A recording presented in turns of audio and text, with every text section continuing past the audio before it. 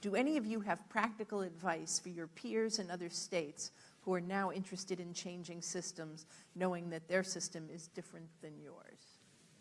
So I would add that start small. One of the things we started in 2014, 15, 16 was looking at the bails that you can do right now. If you've got low-risk individuals with minimum bails, but individuals are unable to afford those bails, you can make those changes in your system today. Judges can look at those $2,500 and under bail, so low-risk defendants, and say, I want them, the public defender. And just today, the DA in Philadelphia says, we are not going to be asking for bail in certain misdemeanor cases. That's a low-risk, a low-hanging fruit improvement in your criminal justice system. I think the conversations with all elements of the criminal justice system can start as well, and so that you can look at where are the other low-hanging fruit attempts that you can make to enhance the system. So there are a lot of things if people are talking, but it starts with having that conversation. Judge, I actually, this is one of those rare times I actually disagree with you to some extent. And that's because I think what I would say to the world of people who are stakeholders in the criminal system is two things. Embrace those aspects of a risk-based pretrial release system that serves and appeals to your constituents, right? That's number one. And number two, don't do it piecemeal. Make a commitment to changing from a monetary bail system to a risk-based system. Go all in and make it happen. Even if it takes 4 or 5 years to implement the system, which I think fairly stated, we're talking 3.5 to 4 when you go back to 2013 when the Chief Justice first formed the Joint Committee. But don't do it piecemeal. Go all in, take whatever time you need to get it right in terms of technology, statutes, court rules. If that implementation date is down the road, so be it. But in my mind, it's not enough to simply say, okay, we're not going to set bails on people charged with misdemeanors, as if that's some home run victory, while countless other defendants are held on bails and you still don't have preventive detention. So my two pieces of advice are whatever view you have, whether you're law enforcement or you're the defense attorney, embrace and support for your constituents those aspects of this system that benefit them. And take whatever time you need to do it, but do it right and don't do it piecemeal. See, he and I disagree on that only because there are defendants that are coming into your courthouses those 4 or 5 years that are being affected. Yeah. And the structural differences that we have across the state says you can make incremental improvements. It is the old starfish model.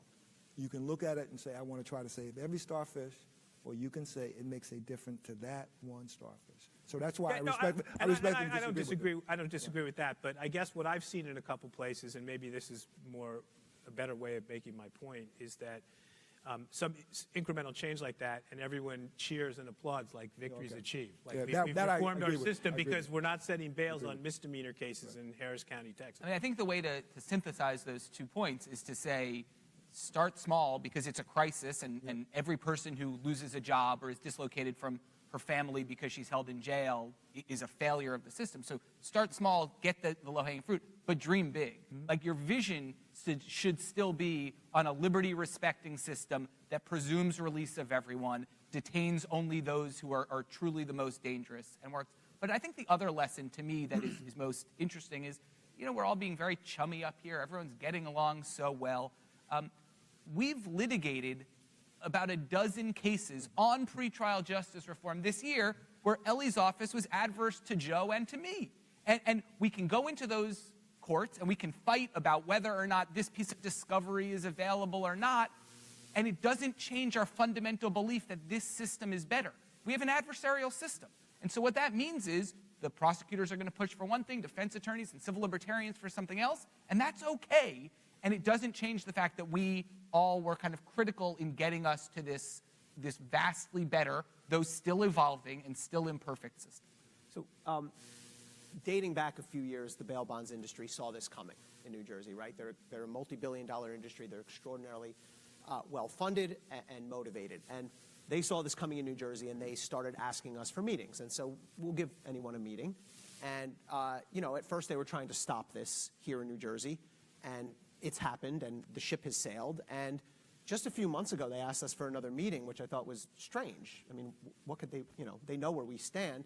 And the new president of the bail bonds, I guess, lobbying industry came in and essentially said, we get that the battle's over here in New Jersey, but we're trying to build a firewall around New Jersey. Now, I don't know why you tell me that. But my goal, and I think all of our goal in doing events like this, and we've all been going to other states now, is to breach that firewall because we want to spread this.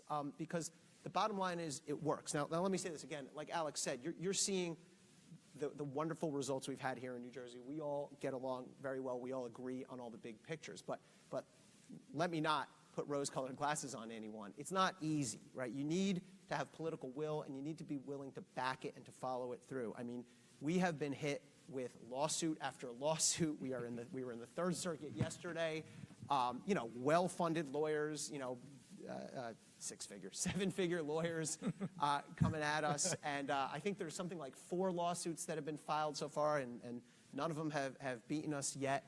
You'll have, look, I told these guys, your sort of constituencies are sort of the easier sells, right? It's not that hard to go to another state and convince your public defender, your private defense, or your ACLU community this is a good thing. It's harder to go into other states and tell prosecutors and cops this is a good thing. But I've done that, and I'll say it into the camera. This is a good thing. Prosecutors and law enforcement should embrace this. It's better for community protection, and it's more fair, and it's more just, and it's worth fighting for. And how were you able to convince your colleagues, your prosecutor colleagues?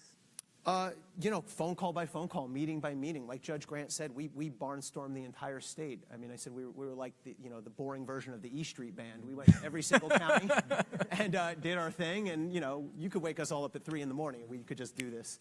You have to get out there and you have to talk to people and you have to walk them through it. And it's just piece by piece. There's no magic formula that's gonna suddenly convince everybody. Nancy, not to end on like a bad note, but one of the issues I think that, and it's not a bad note, it's just something that people have to understand. It takes resources, and it's something the legislature has to get on board. People have to get on board because it's not something that just funds itself, and it's something that I think we still talk about and we debate about here in New Jersey because we're looking at those resources for all of the things that we want to do, pre-trial, helping those clients get the services that they need, and fund the pretrial services unit, because that continuously has to happen. So where do those funds come from? I agree with her 100%. And of course I agree, but let's also remember there will be long-term savings because there are 2,000 people who aren't in jail today who were in jail then. And each one of them, it costs, $100 a day to keep them in jail, and that's a cost.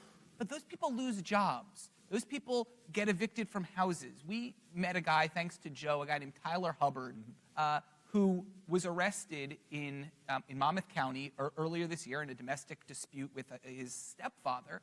And here's a guy who, under the old system, would have been held on a money bail that would have kept him in jail. He would have lost his job. He was able to keep his job as an auto mechanic because of this system. His family didn't have to put up money that they didn't have under this system. That is a savings to our community. That is a savings to our state in the long term. So we do need resources at the front end, but we will be richer for having a more just system in the long term. Please tell me he didn't get charged with any more offenses while in prison. Well, and there is a very nice video that Yes. you folks put together. We'll Is there tweet it out. an easy way for people to find that, especially people watching around the country? You can find it on our website, www.aclu-nj.org/bailfilm. And I think we'll probably tweet it out now if anyone wants to check it out. It's 6 minutes long.